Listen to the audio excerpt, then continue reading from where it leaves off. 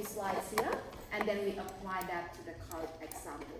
So first of all, if we talk about the data that we store inside the class, we learn about the concept of using fields. So the fields are basically the data that we use, or the data that we store in the object of the class later on. So what will be the fields that we have in my previous example here? So have a look at your employee class on my screen. So how many fields can we see here? Three. So these are the three kind of data that we want to store for each of the employee object later on. So that's what we call as the fields. Now, besides of using fields, you can actually use static data. So if you have a look at this part here, it says you can use static fields in your code in order to store static data.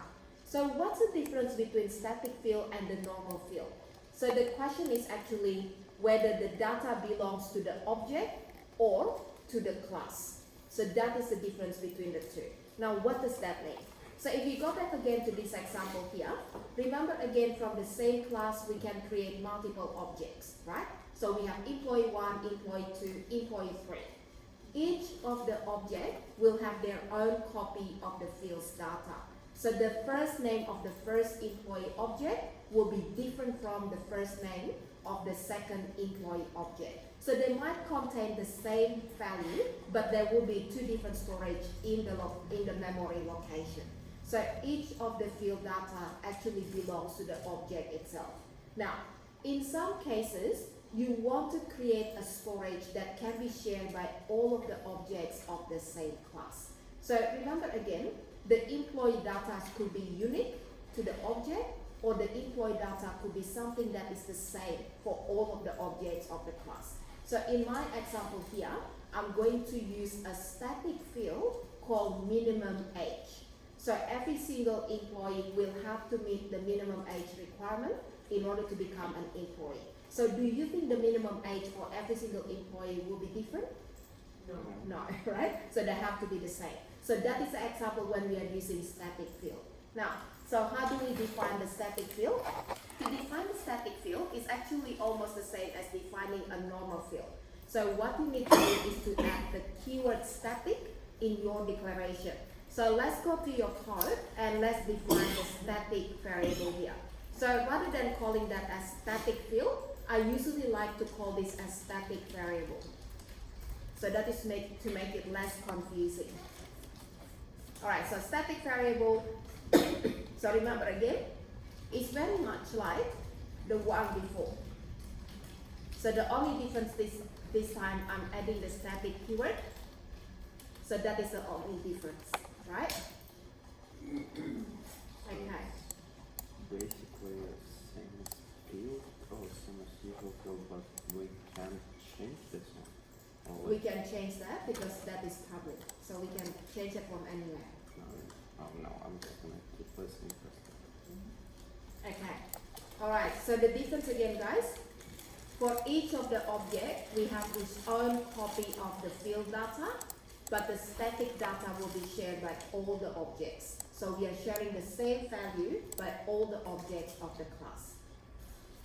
Now, what we want to do next is to look at the other terminologies for each of these two different storage in the class. So this is when I'm going to start introducing different names. So what is the other name for fields? The other name for field is called instance variables, or you can call this as object variables as well.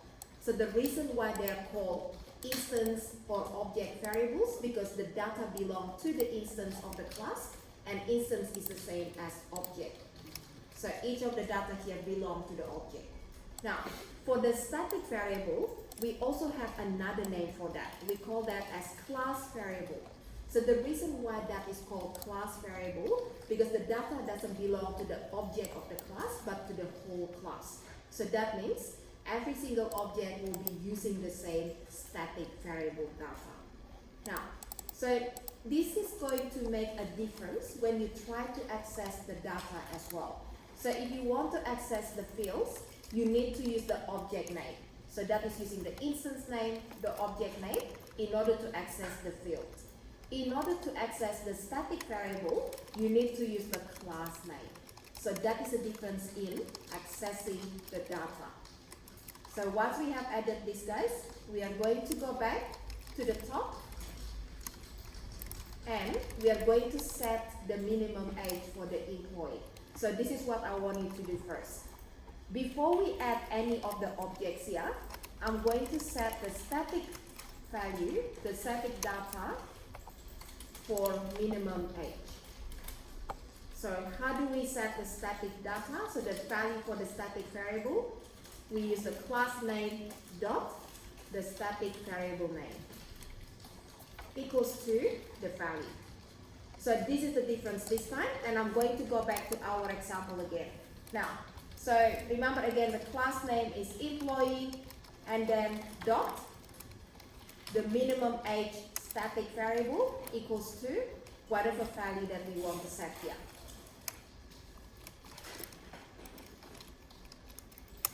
Okay, now,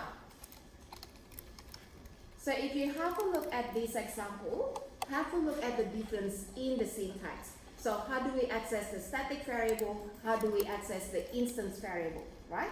So in order to access the static variable, we start with the class name dot static variable name. In order to access your instance variable, remember again, instance variable is the same as your field. We need to use the object name dot field name. So that's how we access the field's data or the instance variable data. Yeah?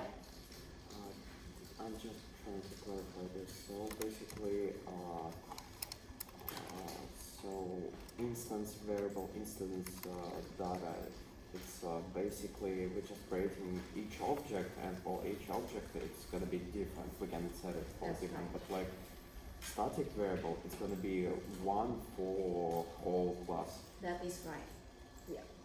I So see. we have only one copy in the memory that will be shared by all the objects. So for example, we have, let's say E1, it's our employer one, Yeah. and it's going to be like the first name, and let's say first name, minimal age, going to be 18. Well, I don't know, like we can access from E1 to minimal age,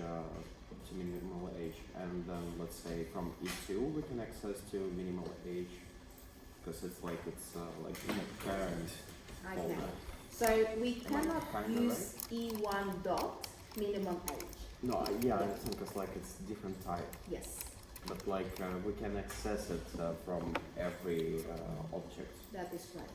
Yeah. Okay. From now So this is just to be able to visualize how the data is actually created in the memory, right? So I'm going to draw this on the board here.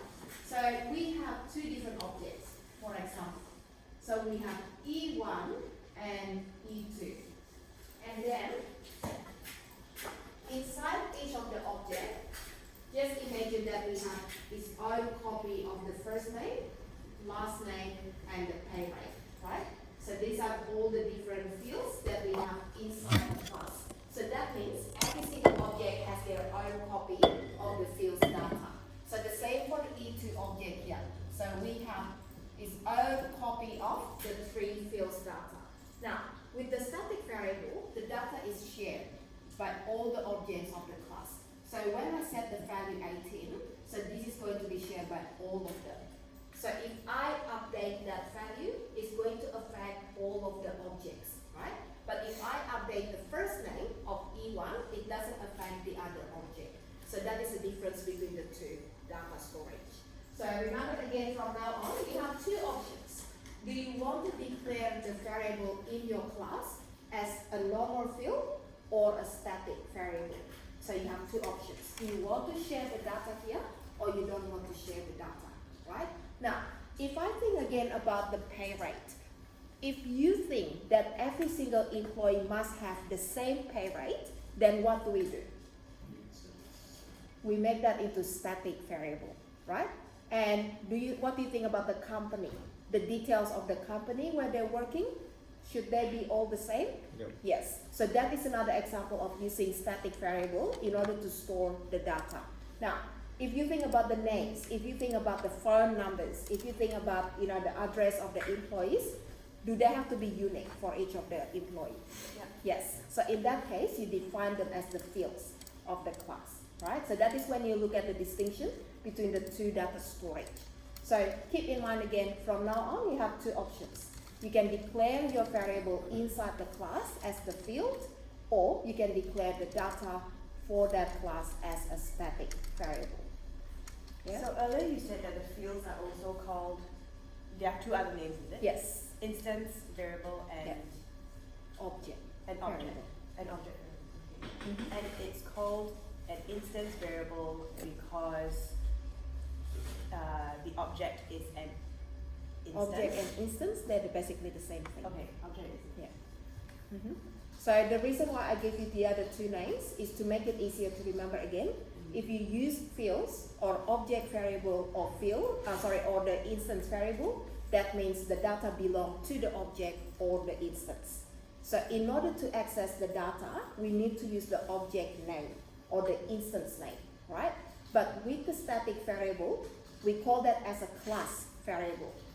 So in order to access the data, we are using the class name. So that is the difference between how to access them. Yeah. All right, so that is okay, guys? I really like the explanation. So Yeah. yeah. Okay, good, excellent. Now, so going back again to the slides here, remember again, when we talk about the static field, the data belong to the type, or basically you can say the type is the class, rather than the data belong to the object. Now, another thing that I'm going to add here is a static method. We can also create a static method, so this method belongs to the class, it doesn't belong to the object. Now, when we create a static method, we can call the static method the same way as using the static field. So you need to start with the class name dot the method name. So that is the next thing that I want to do here. So go back again to your employee class, and once we have defined the two methods in the employee class, I'm going to add another method here, and I call this as static method. Now, remember again, we have the comment for each of the methods type. So we have this method and then static method. I'm going to change the comment to make it more specific. So instead of saying method only, I call this as instance method or object methods. So that is going to tell you how we access the methods, either using the object or using the class, right? So the other name for static method is class method. So in order to access the static method, we need to use the class. All right, now, so for this method here, we need to declare the method using the same syntax as any other method. The only difference, we are using the keyword static. So if I create an instance method that returns the requirement age, for example. Yeah, so that is just an instance method, that is not a static method yet. To make this into static, I'm going to add the keyword static. So that is how we create a static method. Now, so what can we do with the static method? So static method can only access static variables and other static methods. So that will be the limitation of static methods. So when you create a static method, we cannot access the field of the class directly. So this is not available from the static method. So the only things that we can access from the static method will be static variable and other static methods. So let's say what I want to do is to return the requirement age, which is the value of minimum age plus 50, for example.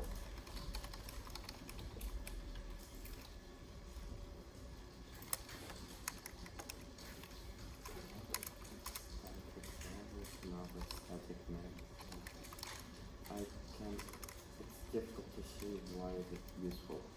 It's like I can see why, for example, let's say it's called. I can see why like class variable, static variable. Not sure what should it is. Why it's important? Why it's like because To like create it's static sharing data. methods.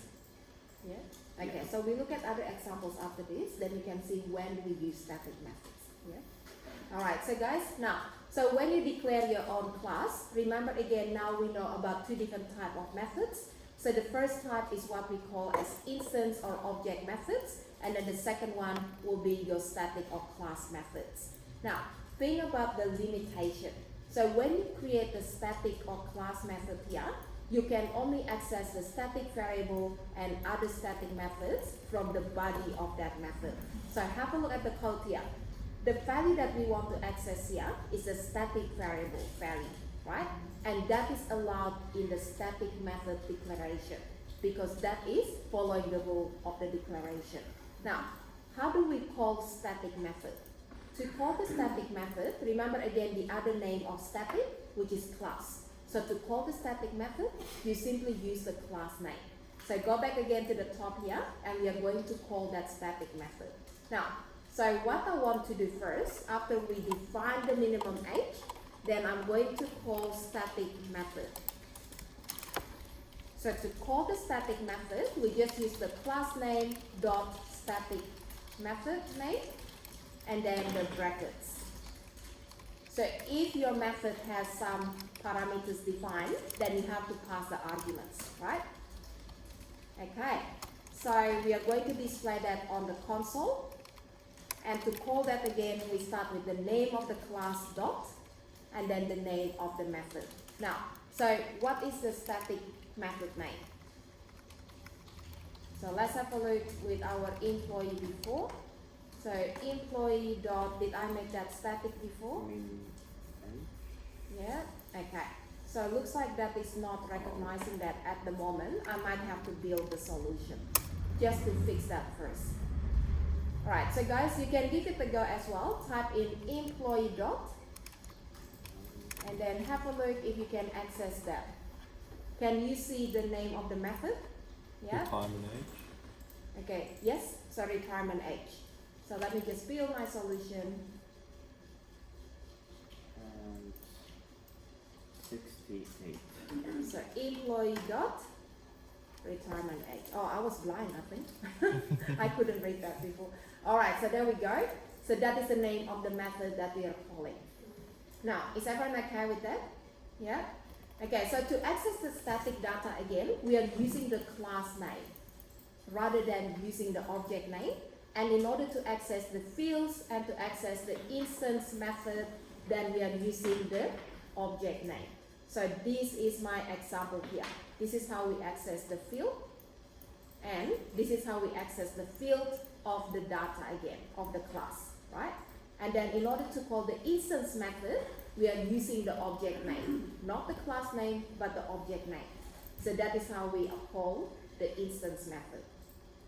Alright, so does that make sense with the difference? So it's basically the same as, let's say, static field, static variable, and we also can access it from any, let's say from any object variable. We can call this, no, we can call this static field only, through class. But Yes. we can access it from every object, but if we do, for example, we have just. But then where does the mid age come from? For example, we have this object method. It's basically the same, but it's not static. Yeah. And object method we can call only from the object. It's going to be That is separate correct. from each other, and basically the same as it's just sharing calculation. Yeah. Okay, so the way that you call those two different things, they're correct. So either you're using the object name or you're using the class name, right? Now, I'm also going to modify my comment about the instance method here a little bit further here, because what I want to do next is to add the information about what kind of data that we can access here. So with the instance method, you can access fields and static variables. And you can also access the instance methods and static methods. So there is no limitation for the instance method. And I'm going to show that in my next method example here. So my next example is going to be very much like what Maitland did in his homework. So he created a method to return all the information. So this time, all the information I want to return will be coming from the fields and the static variable, and also I want to do the calculation for the weekly pay, and I also want to get the retirement age. So I'm going to call the methods inside the class in order to get all of this information. So call the instance method and call the static method as well. So this is going to be a quite interesting method here. Now, so first of all, let's declare that public string, and we call that as get info. And then remember again what we can access here, right? So we can access the field, the static variables, instance method, and static methods. So let's declare, let's say, a string variable to start with. And then we're just going to keep building the content of the string here. Now, what do I want to add first? The value of the field. So what is the value of the field? First name. And then I want to add the value of another field, last name. And then we can add the text here. And then we can say pay rate, make that into currency format per hour. So that is going to be my first line of string. And then I'm also going to add another information after that. So the next information is to get the weekly wage. So start with the word the weekly wage is, and then call the instance method. So calculate weekly pay, and then make that to the currency format again, new line, and a semicolon. Then we are going to keep adding the information here, and this time I'm going to display the minimum age. So the minimum age is, and this is when we use the static variable. So min age, and then again dot, and then last information is to get the retirement age.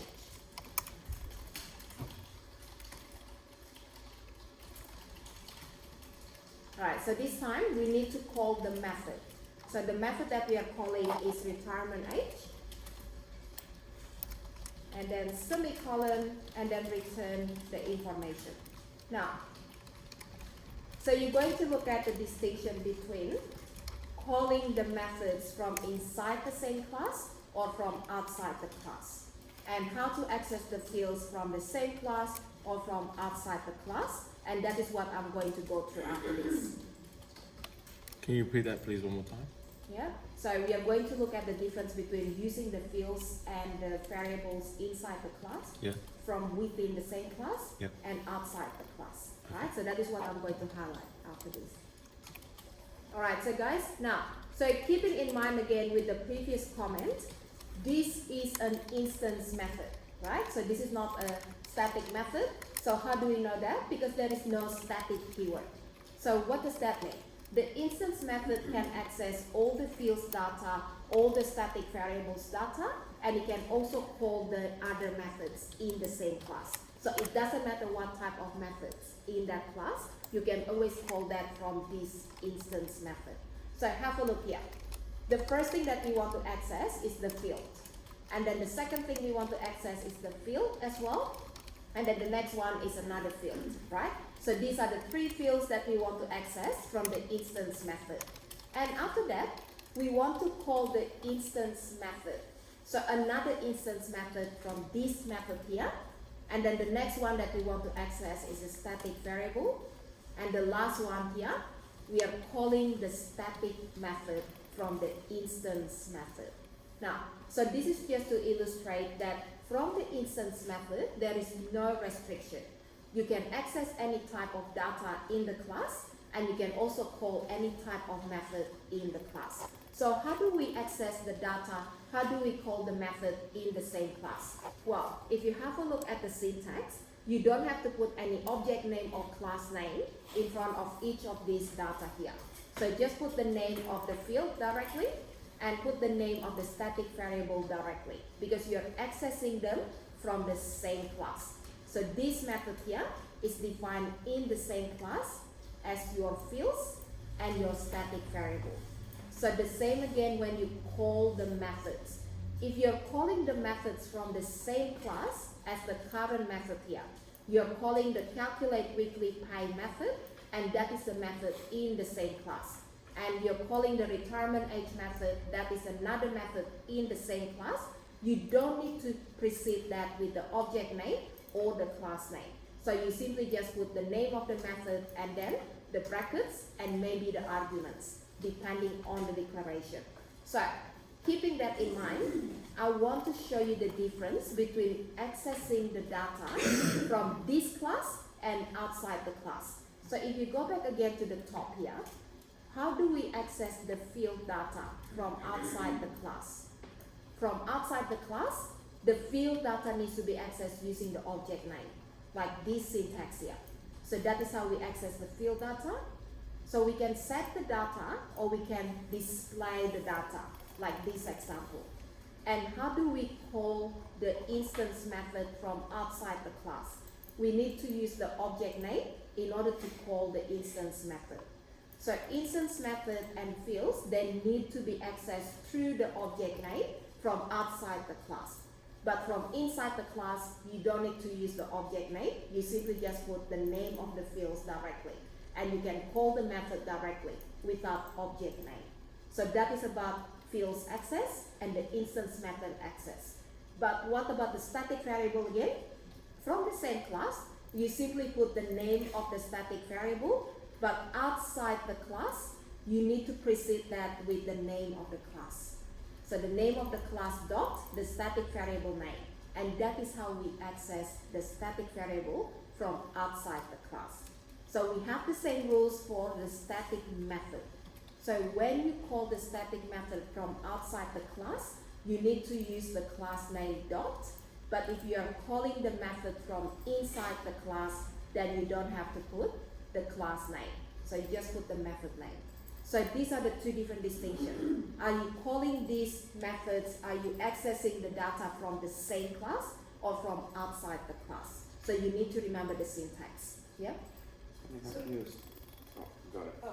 you look at your code in line 111 and the entire block, how do you, if you just look at it like that, how do you know what class it's Okay, the class it belongs to. yeah. So you look at the scope of the declaration. So usually it's easier when you hide the sections here like this, and then I'll show you what it looks like. Okay, so this is your public class, employee, and the whole class definition starts from here until the closing bracket here, right? So if I make the text a bit smaller, you can see the whole thing here. So public class starting from this opening bracket until this closing bracket. So that means again, if you go back to your getInfo method here, the getInfo method is defined in the employee class, right? And then the three fields here are defined in the employee class as well. And the minimum age defined in the employee class, so you know which data that you can access within this method directly. Now, another thing that I would suggest as well, when you start creating multiple classes in the same file, like this one here, if you're not only using that class in your code, then try to hide the implementation, so click on the minus, so you can see that these are all the content of the employee class. So then you know this is what we have inside the employee class. Yeah, just to make it easier to look at the scope. Andre? So I have a similar question. We created.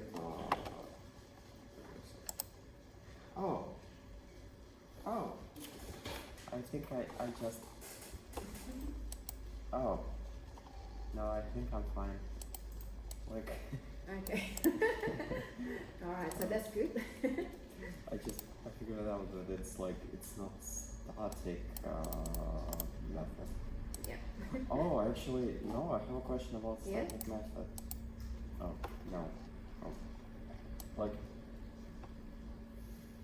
So what's the question, Andre? um,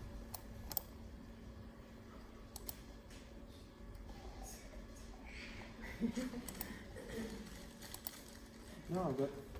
All good? Yep. Okay. Just go ahead, man. Just in one of the examples in the slides, when it defined the static method, it didn't say public. Is that Very something good. we need to, do we have to add public, or is it okay to leave it without? Excellent question. Now, in order to answer that question, have a look on the screen here. So this is what I'm going to get you to read later on as well for everyone.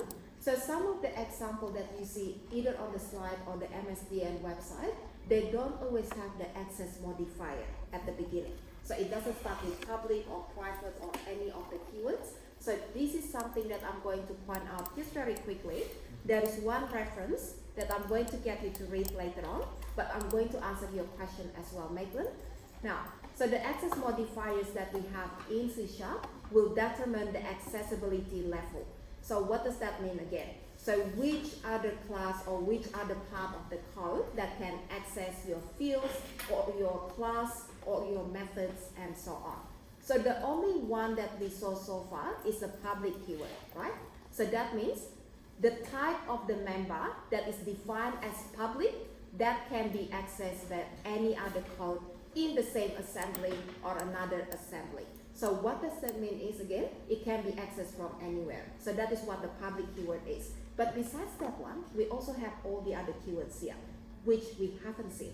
But what if we don't determine the level of access ourselves? If we don't do that, then the default access is going to be added. So depending on the type here. So if I go to this part here, this is going to talk about the default access. So let me show you very quickly.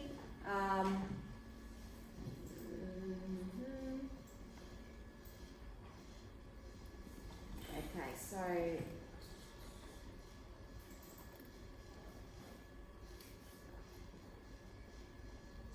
this one here. Alright, so this is the part that I want to show you first. Class and struct members, including the nested class and structs, they have private access by default.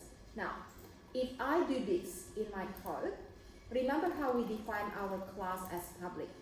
Yeah? So if I remove that, then it's going to use the default access modifier. So what is the default? Private. So if you go back again to the code here, so what is private? So going back to the explanation on the top, it will tell you the private access level is going to limit the access to the code in the same class. Now, so private is actually the most restricted one. You can only access that within the same class. And that is why usually your class is not defined as private, usually, right?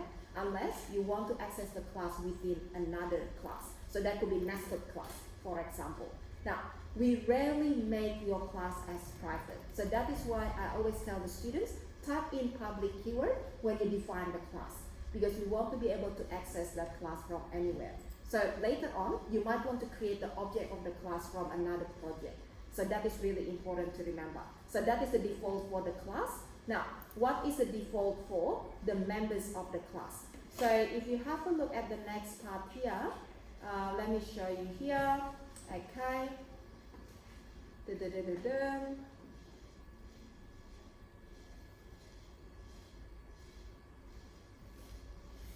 I must be going blind.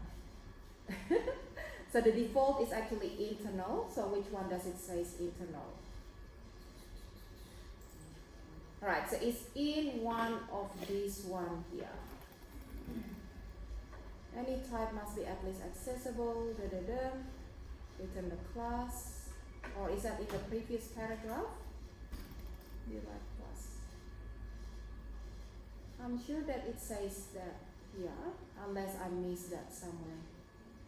Alright, so let me just say the default type. So the default is actually internal for that, for your members inside the class.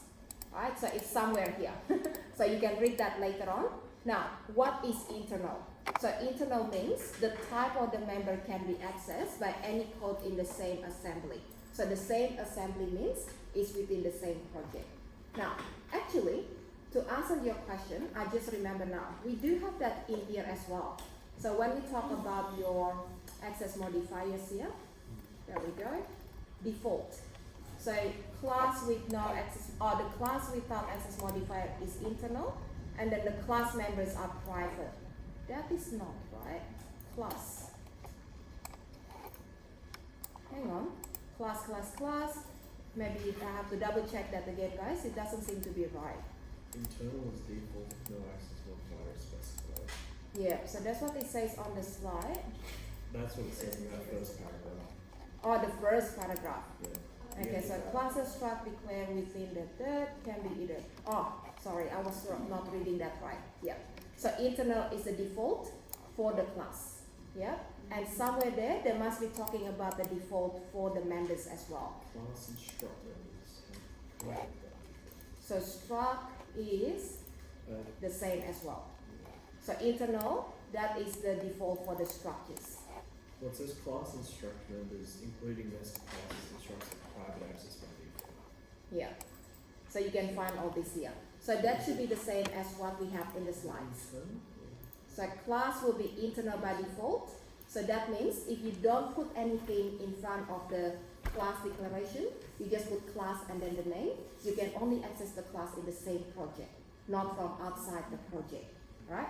And then the class members, the fields, the properties, and the methods, that will be private by default. So if you don't put anything in front of your field declaration, like this one here, that is going to be private by default.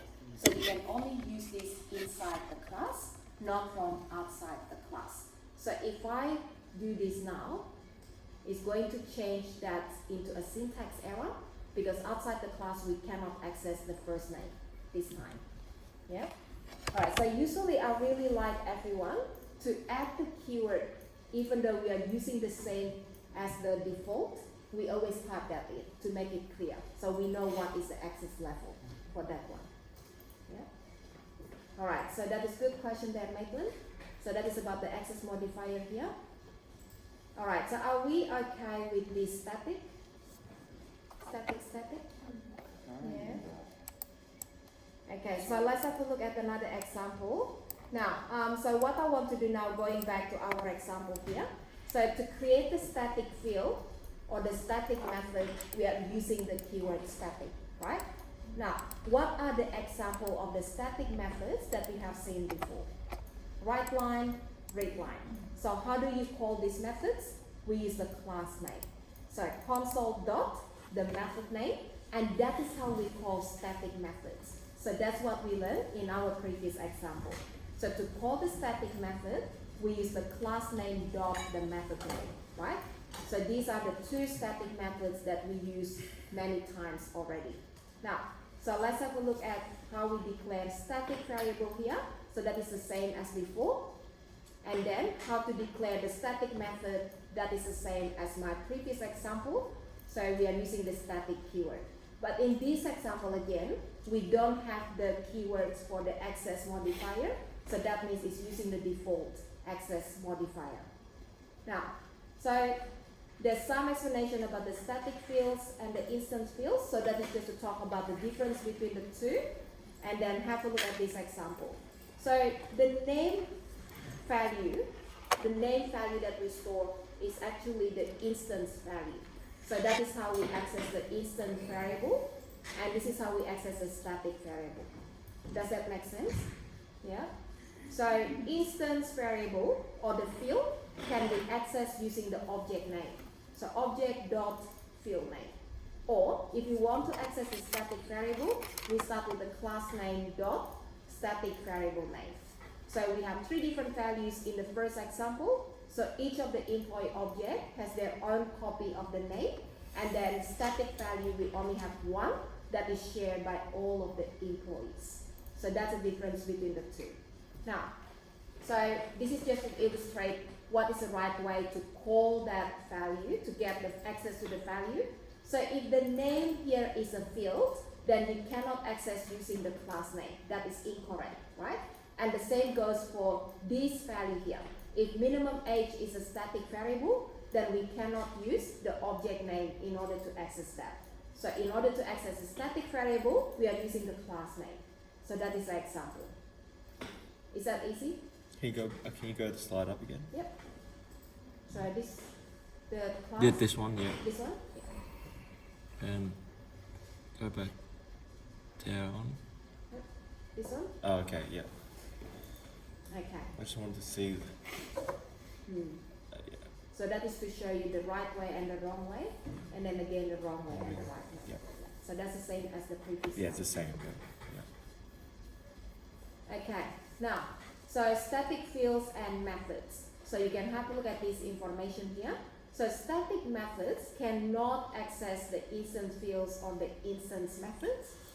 So remember again, we look at that limitation in my static method. So when you look at the static method here, the static method can only access static variables and other static methods. So that's the limitation of your static method, right? So if I try to access the field called first name, that doesn't exist inside the static method. Okay, so that is just about the static method and the static fields.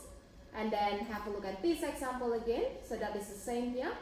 Now, I'm not really going to read every single slide, but you can read that later on, guys. So try to see if you can read more example about static methods and static fields.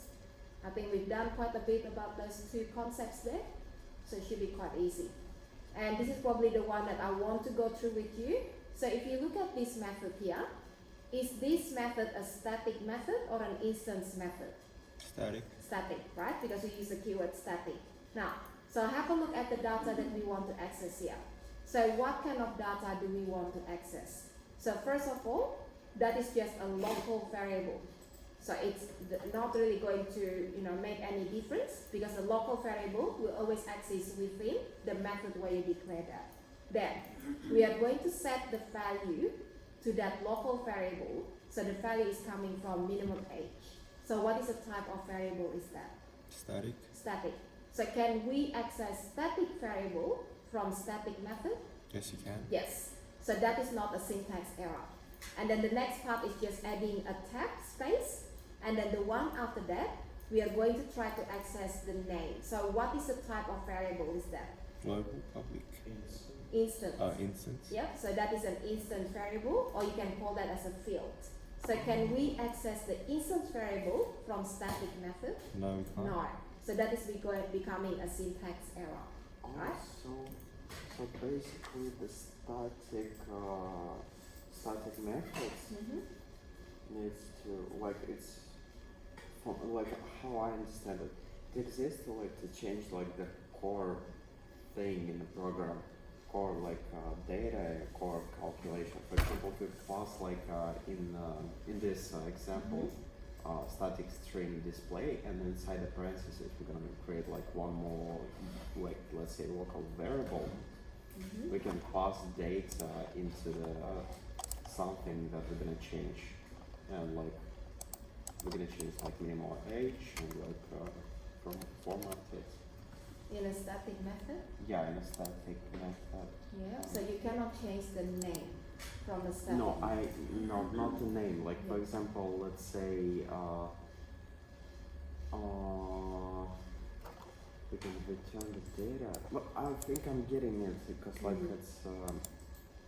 it's something that exists and not changing between the objects. That is right.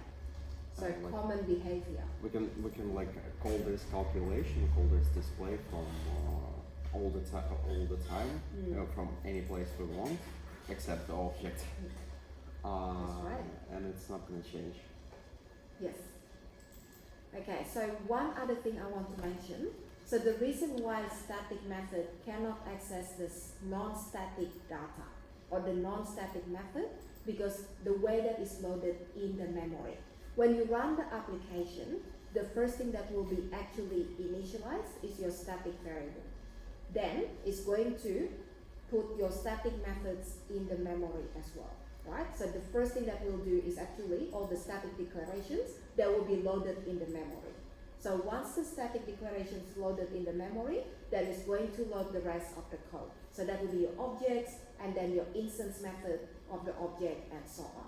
And because of the way it's loaded, static is going to be declared and added to the memory first.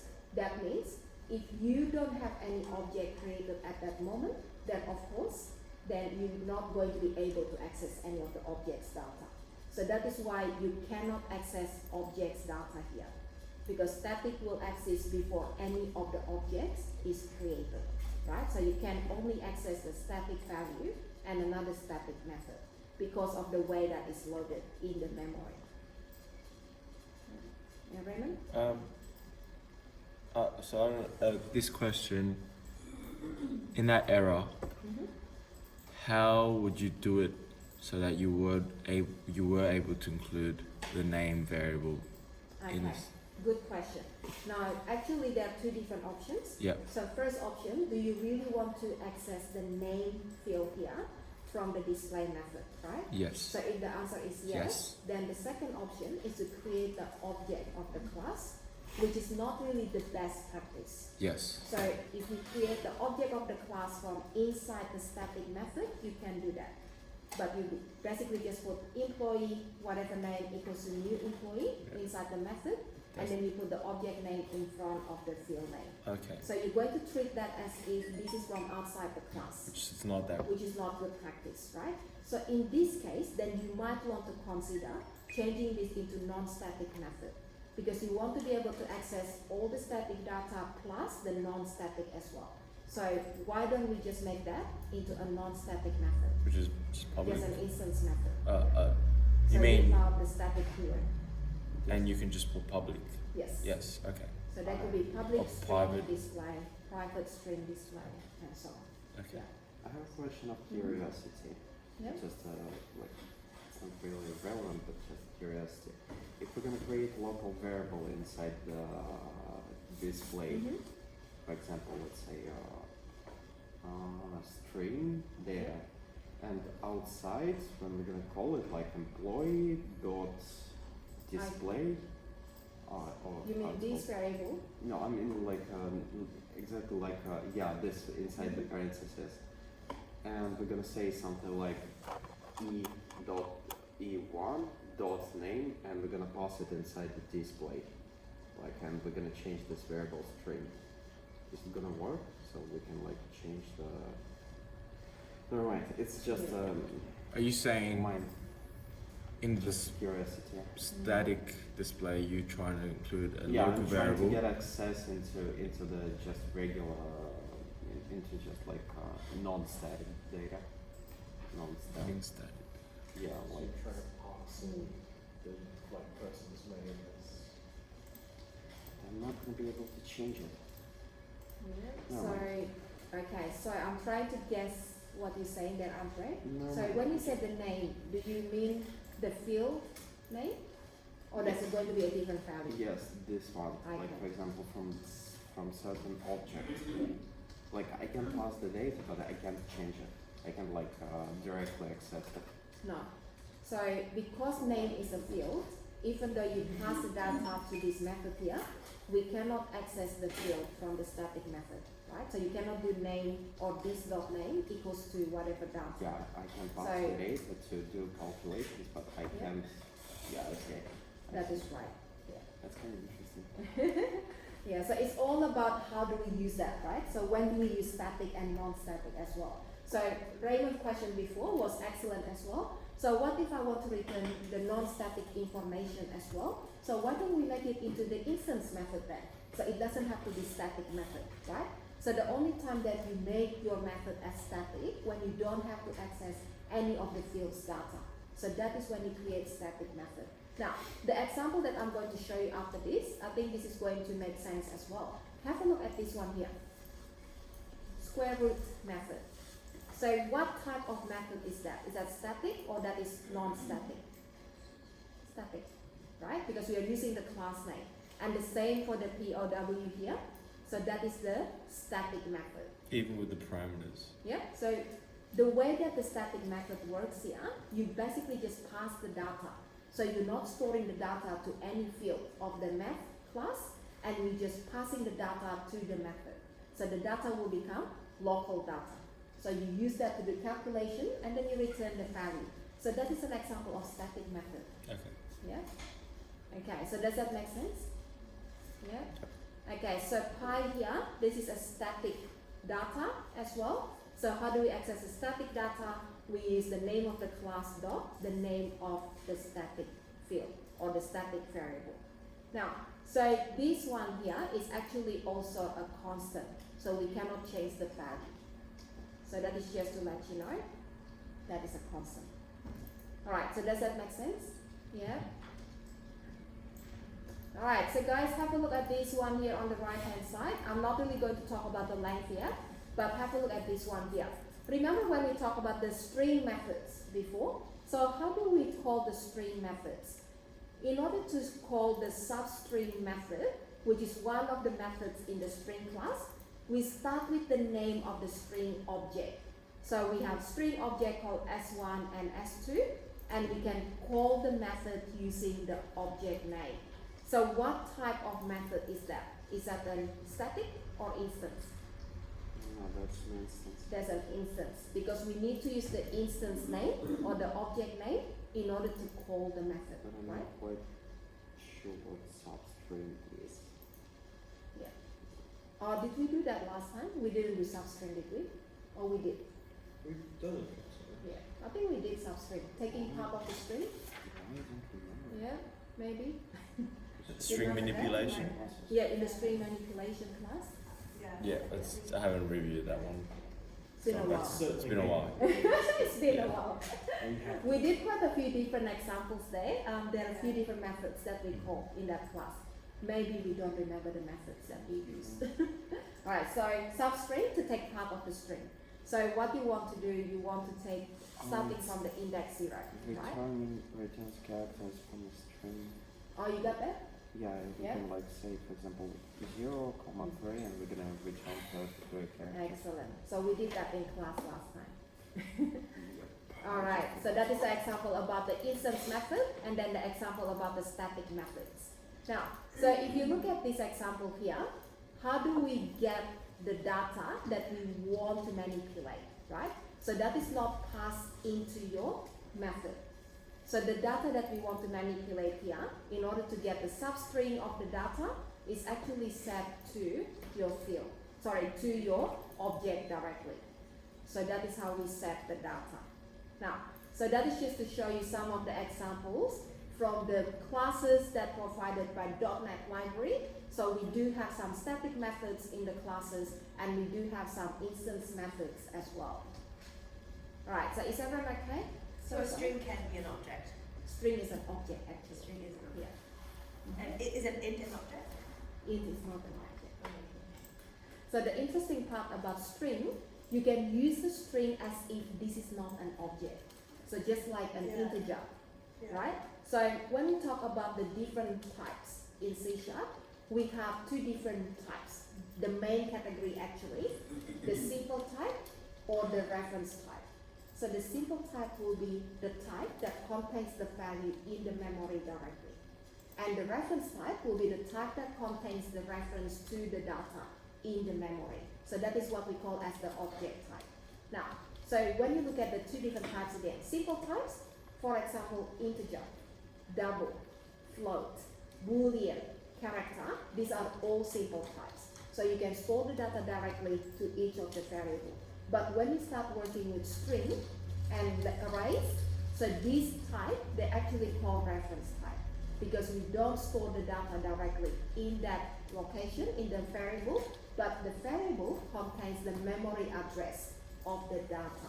So that's the difference between the two different types. Now, the funny thing about string is actually looking like a simple type in terms of the declaration, but string is not a simple type.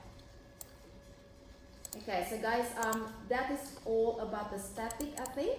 So we have the example about calling the static method here, and then calling the instance method. So these are two different things, and we should be done with static. Oh, wait. So strings are simple type and reference No, type. it's reference type. Okay, yeah. So the syntax is using is the same syntax as a simple type. Okay. So arrays objects and strings are Reference type. Okay. Alright, so I might get you another reference after this, and I'll put that in the student drive as well about the string data type, because that is the interesting one.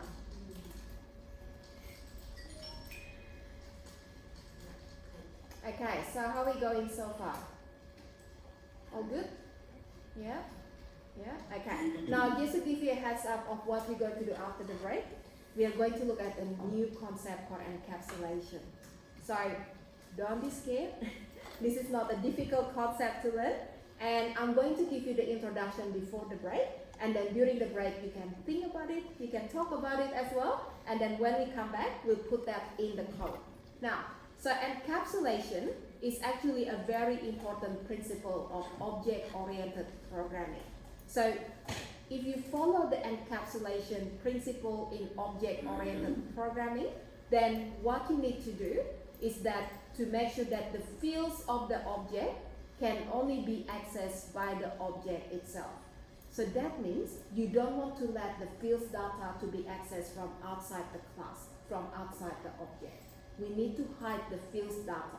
So the only class that can access the field is the class where you declare the field. So that is actually encapsulation. So nothing outside that object should directly access the fields. So all the code that we have before, that actually violates our encapsulation principle. So for example here, when I do this, e1.firstName, I'm accessing my first name field from outside the class. That is not allowed in encapsulation. So the same thing here again, I shouldn't be able to access the field directly from outside the class. So what we need to do in order to implement that in our code, then we need to change the declaration of the fields. We need to make the fields to private fields. So that's what you need to do. So that is the default of the default access modifier again.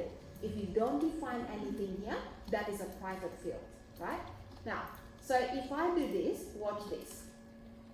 If I change this into private to make it easy to know what is the access level, so now we're making that into a private field. Have a look at my code here. First name. We cannot access first name from outside the class, and have a look at the message. First name inaccessible due to the protection level, because the only way we can access the field is by using that inside the class where you declare that, right? So that is a good practice. Change the field into private later on, and then the other thing that I want to mention here, how do we access the data from outside the class? If you make all your fields to private, that means we don't really have access to the fields data directly. So how do we get the data? How do we change the data? So that is when we look at the different ways of accessing the field. You have two different options. So the first option is to create a get and set method. So you can create the method like this one here.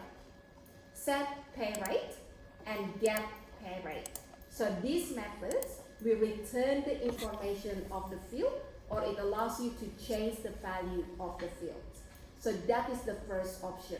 The second option is to use the C# specific option, which is what we call as properties in C#. So I'm going to show you the example in properties here. So that is an example of a property. Now, when you declare your field as a private field, the naming convention is to start with an underscore. So the underscore is to indicate this is a private field. And then in order to access the field from outside the class, we should create a property. And the name of the property is usually the same as the field. So what is the type of the property? That usually is the same as the field as well. But you make that property as a public property. What? Is it all again? Yeah. So property is basically like a method that allows you to access the field. So you can use the property to change the value of the field or to return the value of the field. Now, just imagine this, right? So what happens before? You have a house. So a house is your class, right? Just think about a house, right? In real world. and then you don't have a door. So that is what the code looks like before. So everyone can access your house. They can go in and out, and they can do whatever they want, right? So there is no access. So there's no restriction to the access. Now, what we want to do now, we want to be able to check who can go in and who can leave the house as well. So you put the door. So the door here is like the property in C#. So you use the door to allow the access to the data. So the same as you use a door to allow people, to knock on the door, so you can allow them to go in or not to allow them to go in, right? And the same goes to go out as well. So you have the door in order to restrict that access. So the property is the same purpose. So the fields should be protected inside the class, so no other classes objects outside the class should be able to access this data directly, right? So then, but we still need to be able to access the data from another object, because otherwise your data is useless. It's never going to be used in your code. So what you do, you create the concept of property. So to declare the property again, this is the declaration syntax. So we start with the access modifier here, usually public, and then the type is the same as the field, and then the name usually the same as the field. So we put the capital P instead of that, right? Objects have properties. Yes. This is the property you're talking about, Yes. but this property belongs to the class. So Yes. it's different from object property. Object properties, yeah. So when you create that property in the class, that means the objects of the class now have access to that property, Okay, right? So anything that you define in your object, it has to be done in the class first. So if I want to create fields, right? Object doesn't have fields automatically. So you need to create a class with the fields declaration. So your objects will have all those fields data, Yeah. right? So imagine again, class is basically a template. Yeah. Before we can use that object, we need to create a class. So you tell them, how we should define the objects later on, right? So the same thing here. You define the property in the class, so later on the object can use this property in order to access the field of the object. Okay. So if let's say you have an object called car, and one of the, and please correct my use of words and jargon if it's Yeah. wrong. So the car has a property of being red, has 4 wheels, and is a Toyota brand. So these 3 are properties. These are data, because what you say is the kind of value that describe the car, right? So the value is the data, but the property I would say color. So color is a property, and the value of the color is red. Right? Okay, yeah, I see. So the property called color is also a field in the class. Okay, so fields and properties are the same thing. Similar. So fields are basically where your data is, right? That's your variables. Okay. Yeah. So property is a way to access the data. A way to access the fields. Yes. So basically, right. for each field, Yeah. you have to create a separate property if you want Very to get good. access to this field. Yes. So if you want to be able to access the field, then you have to create the property in order to do that. But sometimes you don't really want to allow access to one of the fields in the class, so you don't have to create a property. Right? So in this case, in this example, Mhm. public double play rate, it's Yeah. just giving me like access for the play rate. Very good. So you can access this value. So for example, I have like E1 and I can call it like a dot play rate. Very good.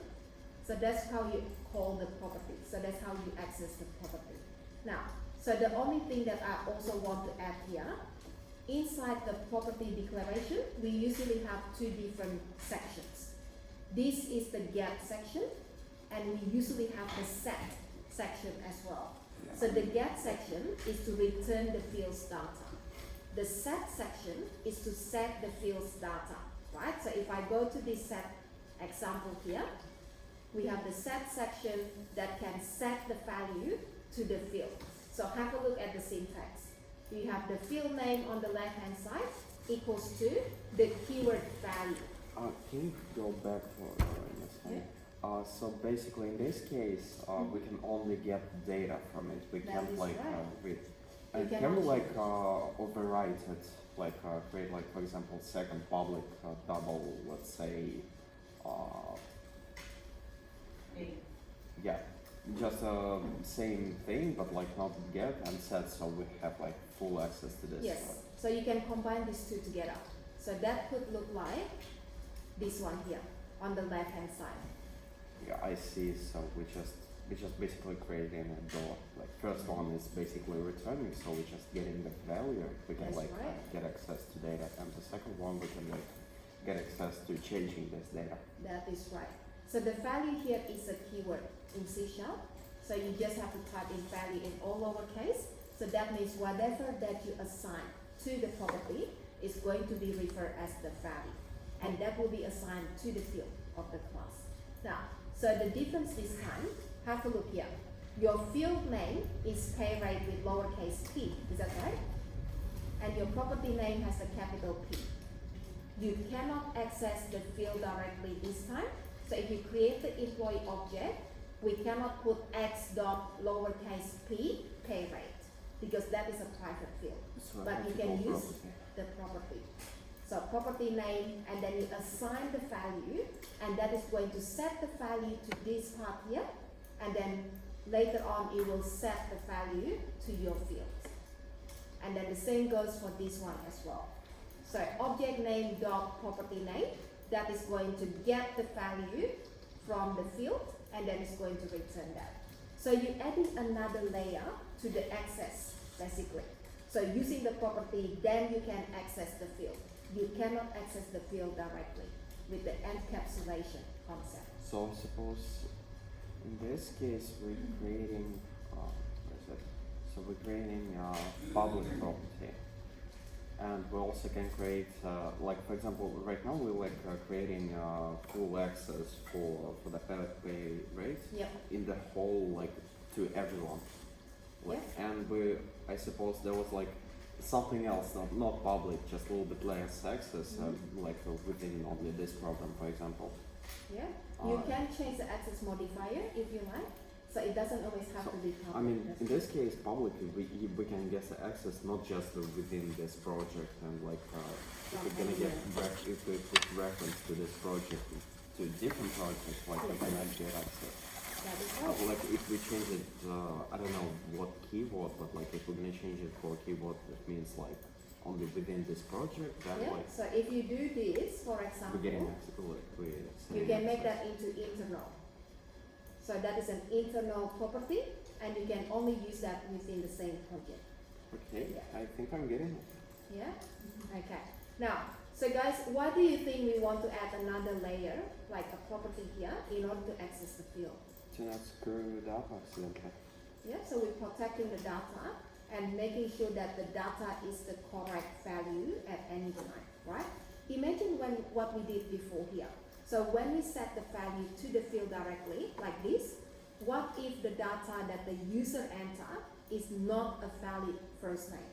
And what if the data that we set here for the pay rate is not actually a number, right? So we don't really want to allow incorrect value to be assigned into the field directly. So what you can do, you add a property to create like a layer for protection. So the property itself could be more complicated than this one here. So when you set the value, before you do this assignment, you might want to add a validation part of the code. So you might say if the value is less than 0, then the pay rate should be set to 0 by default. So do not assign a negative number to the field. So you can add some kind of validation using the property.